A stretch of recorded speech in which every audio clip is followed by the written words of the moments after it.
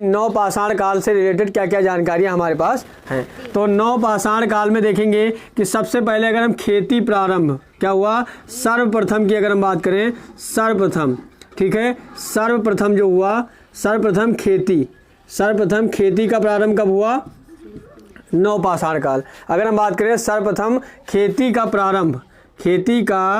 प्रारंभ अगर बात करें तो कब हुआ, नवपाषाण काल में। क्लियर है। अगर खेती का प्रारंभ हुआ तो कब हुआ, डेटा अगर हम बात करें तो 7000 BC के आसपास। कब हुआ, 7000 BC। यानी अगर पूछा जाए कि सर्वप्रथम खेती का प्रारंभ कब हुआ तो नवपाषाण काल में। डेटा अगर आपसे पूछा जाए तो डेटा आपका 7000 BC, लगभग क्या कहेंगे, 7000 BC। BC का मतलब होता है ईसा पूर्व। क्या होता है, ईसा पूर्व। क्लियर है।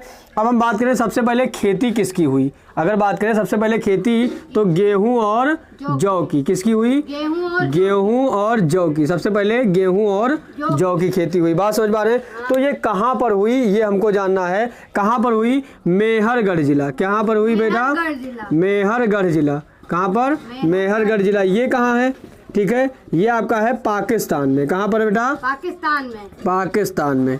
कहाँ पर है, पाकिस्तान में। क्लियर है। अब हम बात करते हैं स्थान क्या है। अगर हम बात करते हैं पहाड़ियों, कभी कभी पहाड़ियों के बीच पूछ लेता है तो दो पहाड़ियों का नाम लिखेंगे वहाँ पर, सुलेमान और कीर्थर। क्या होगा, कीर्थर पहाड़ियाँ। सुलेमान और कीर्थर पहाड़ियों के बीच। किसके बीच, और कीर्थर पहाड़ियों के बीच,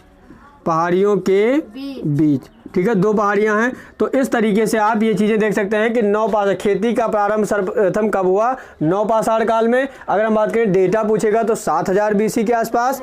सबसे पहले खेती किसकी की गई, गेहूं और जौ की गई। अगर बात करें कहाँ पर की गई तो मेहरगढ़ जिला में, जो कि कहाँ पड़ता है, पाकिस्तान में पड़ता है। अगर पहाड़ियों की बात करें तो सुलेमान और कीर्थर पहाड़ियों के बीच में इसके साक्ष्य मिले, यानी गेहूं के साक्ष्य सबसे पहले कहाँ मिले, सुलेमान और कीर्थर की पहाड़ियों में, यानी मेहरगढ़ जिला, जो कि कहाँ पर है, पाकिस्तान में है। क्लियर है।